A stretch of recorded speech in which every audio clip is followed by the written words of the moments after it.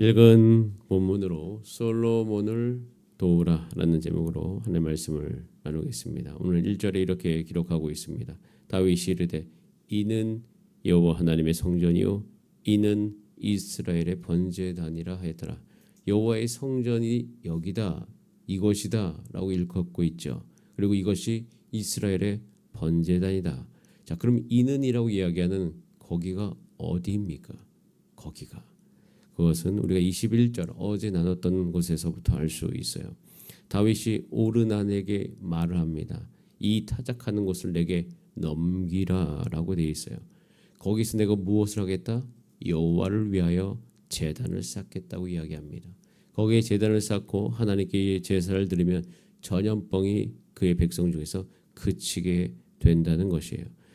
그래서 21장 26절에 보면 다윗이 거기서 여호와를 위하여 제단을 쌓고 번제와 화목제를 드려서 여호와께 아뢰었더니 여호와께서 하늘에서부터 번제단 위에 불을 내려 응답하셨어요. 그뿐 아니죠. 27절에 이렇게 표현하고 있습니다. 같이 한번 21장 27절 어제 말씀이죠. 같이 한번 읽어보겠습니다. 여호와께서 천사를 명령하심 그가 칼집에 꽂았어요. 놀라운 은혜를 경험합니다. 다윗은 마음이 타들어갔습니다. 자신의 그 인구 조사 때문에 하나님께서 이스라엘 백성들 가운데 벌을 내리시는 것 그것을 보고 있자니 자신의 잘못 때문에 이 모든 백성이 어려워하고 있어요. 왕으로서 마음이 이만저만 아닙니다. 엄청 어렵습니다. 그런데 그때에 하나님의 은혜를 간구했어요. 이 문제를 빨리 끝내야 되는 거잖아요. 그런데 거기서 그곳에서 하나님 앞에 번제와 화목제를 드렸더니 하나님께서 그걸 흠양하시고 천사들에게 명령하셔서 칼집에 칼을 꽂으라라고 말씀하신 거예요. 그 모든 것이 중지된 것이죠. 22장 오늘 넘어가서 1절에 보면 이는이라고 이야기하는 그곳은요 하나님의 은혜를 경험한 곳이에요. 자신의 모든 연약함을 뛰어넘는 하나님의 은혜를 경험한 곳, 모든 연약함을 뛰어넘는 하나님의 은혜를 경험한 때 그것이 바로 이는 여호와의 하나님의 성전이라고 이야기하는 바로 그곳인 거예요. 그곳은요 하나님의 나라를 세우는 곳이라는 거예요. 하나님의 나라를 드디어 세울 것이다. 내가 여기에서부터 하나님에 대한 감사를 표현해야 되겠구나. 여기에서부터 내가 하나님 나라를 다시금 시작해야 되겠구나 라고 생각한 곳이 거기다라는 것이에요. 여러분의 삶 가운데 하나님의 은혜를 이미 경험한 하나님의 백성인 것이에요. 이미 여러분을 통하여서 하나님의 나라가 시작되었음을 저는 믿습니다. 여러분이 은혜를 경험했던 그곳 생각해 보세요. 그곳이 바로 여러분이 하나님 나라를 시작했던 곳이에요. 하나님의 은혜를 내가 충만히 경험한 때가 여러분 인생 가운데 하나님 나라를 세웠던 그 시기였던 것을 우리는 기억할 필요가 있어요. 다윗은요 하나님의 은혜를 경험한 곳 하나님의 은혜를 아는 때에서부터 다윗은 드디어 성전을 건축할 마음을 갖게 되어집니다. 지금 이스라엘 백성들은 바벨론 포로 시기를 다 겪고 나서 이제 돌아와서 하나님 나라를 재건해야 돼요. 자신의 연약함에서부터 다시 일어나야 됩니다. 재건할 수 있는 힘이 필요하잖아요. 재건한다는 것은 말로 재건하는 게 아니잖아요. 성전을 건축하는 게 말로 하는 겁니까? 사람의 몸이 움직여야 돼요. 재정이 움직여야 돼요. 모든 재료들이 들어와야 되는 실질적인 일이라는 그런 일들이 일어나야 됩니다. 그렇기 때문에 힘이 필요한 거죠. 하나님 나라를 재건할 때 나는 연약한데 힘이 필요하다는 것이 우리 가운데 닥쳐오는 어려움 아닙니까? 그런데 다윗은 은혜를 경험하자. 은혜를 그 경험한 곳에서부터 실제적인 일을 할 수 있는 힘을 얻게 되어집니다. 여러분의 삶 가운데 이 남은 2024년의 큰 시간 가운데 오늘 이 새벽에 기도합니다. 하나님의 은혜가 여러분 가운데 임하기를 소원합니다. 하나님의 은혜를 실질적으로 경험하게 되는 놀라운 기적이 일어나게 되기를 소원합니다.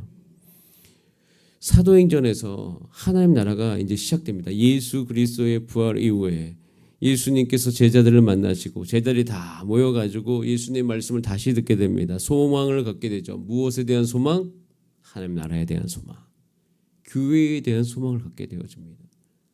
다윗은 예수님이 잡히시던 날 밤에 다 도망갔어요. 근데 그때부터 부활을 목격하고 예수님의 말씀을 들으면서 다시 은혜를 경험합니다. 다시 하나님 나라에 대한 소망을 품게 되어지는 거예요. 거기에서부터 마가의 다락방에 모일 수 있는 힘을 얻게 되었어요. 모였을 때 성령이 임하여서 거기서부터 교회가 시작됩니다. 즉 눈에 보이지 않는 성전, 예수님께서 말씀하셨잖아요. 이 성전을 다 헐라 내가 사흘 만에 다시 세우리라.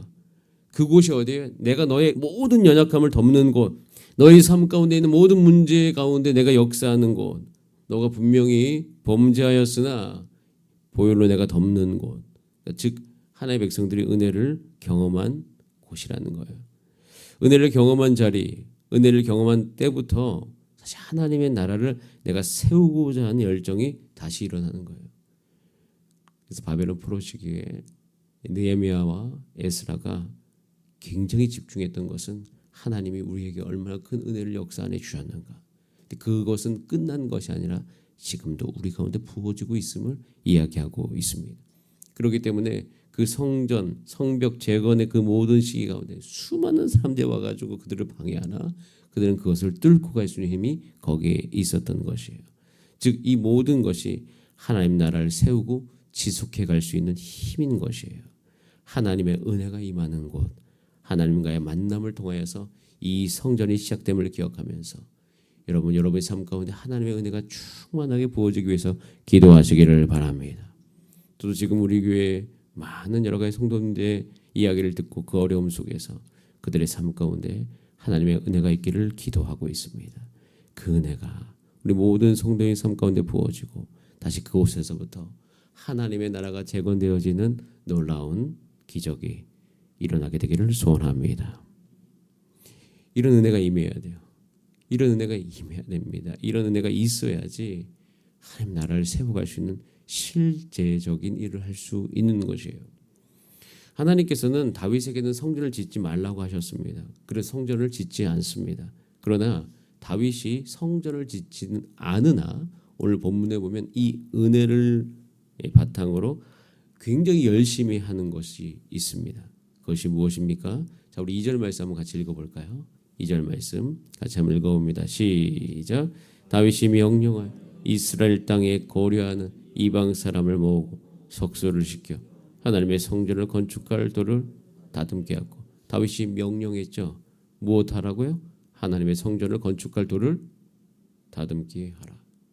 성전을 건축하진 않아요. 근데 지금 다윗이 뭐 하고 있어요? 준비하고 있잖아요. 준비를 굉장히 열심히 합니다. 성전을 건축할 도를 솔로몬이 하지 않았어요. 누가 했어요?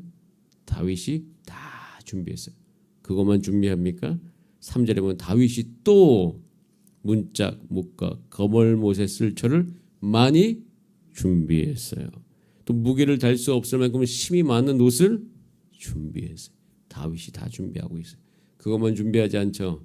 4절에 보면 또 백항목을 무수히 준비하였으니 라고 되어 있어요. 그때 당시에 다윗의 세력은 굉장히 강했기 때문에 시돈 사람과 두로 사람이 다윗이 달라고 하면 다 줬어요. 그래서 백항목을 많이 수운하여 왔어요. 배로 실어 날라왔다는 거죠. 그리고 그것을 죽기까지 준비합니다. 죄송합니다. 죽기까지 준비하는 것을 볼 수가 있어요. 그리고 자, 우리 5절 말씀 같이 한번 읽어보겠습니다. 5절 시작.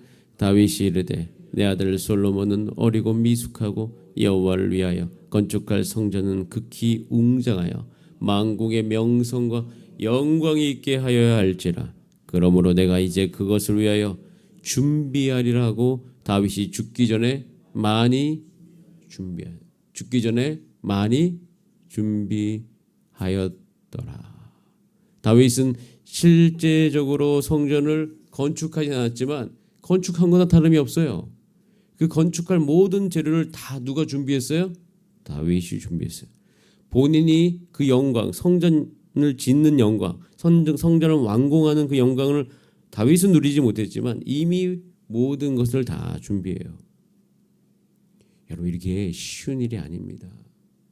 제가 그 영광에 참여하진 않는데 힘든 일은 다 누가 했어요? 다윗이 다 한 거예요. 이거 가지고 솔로몬이 지었던 거죠. 여러분 한번 생각해 보시면 뭐 이렇게 이야기할 필요는 없지만 솔로몬은 거저한 거죠. 준비가 어렵거든요. 모든 것은 다 준비가 어려워요. 하나님 나라를 세워갈 때 있어서 제일 힘든 것은 준비예요. 예배도 예배 드리는 건 너무 좋죠. 예배 준비가 힘들어요. 설교도요 하는 거는 너무 좋아요. 그런데 설교 준비가 힘들어요. 여러분 성전을 건축하거나 특별히 우리 교육부서 안에서 또 여러 가지 교육을 할 때 무엇이 힘들어요? 준비가 힘들어요. 어떤 프로그램을 할 때는 항상 준비가 힘듭니다. 결국 여기서 우리는 한 가지를 볼 수 있어요. 하나님 나라는 누가 세우는가? 은혜를 경험한 자가 정말 그 뒤에서부터 시간과 열정을 다 투자해서 하나님 나라 위해서 준비하는 사람들을 통하여서 하나님 나라는 실질적으로 세워져 가는구나라는 것을 알 수 있습니다. 이것을 에스라와 느헤미야는 정확하게 알았던 거예요. 그들도 성벽을 재건해야 됩니다. 그 재건해 갈 때 누가 필요해? 준비하는 자들이 필요했어요. 하나님의 은혜와 하나님의 그 모든 약속을 다시금 깨달아서 이걸 꾸준하게 준비하는 사람들이 있어야지만 그 일이 되더라. 그 준비를 꾸준하게 하기 위해서는 겸손한 마음도 있어야 되고 순종할 마음도 있어야 되잖아요.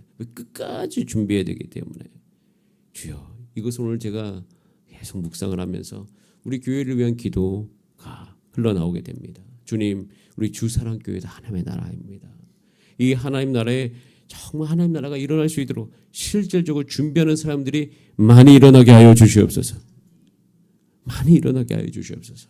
아이들이 주일날 옵니다. 그 아이들을 성경 공부시키기 위하여서 그 하나님 나라가 그들 삶 가운데 임하게 하기 위해서 일주일간 그 성경을 묵상하면서 아이들에게 말할 것을 또 아이들을 사랑으로 할 것을 섬길 것을 준비하는 교사들이 일어나게 하여 주시옵소서.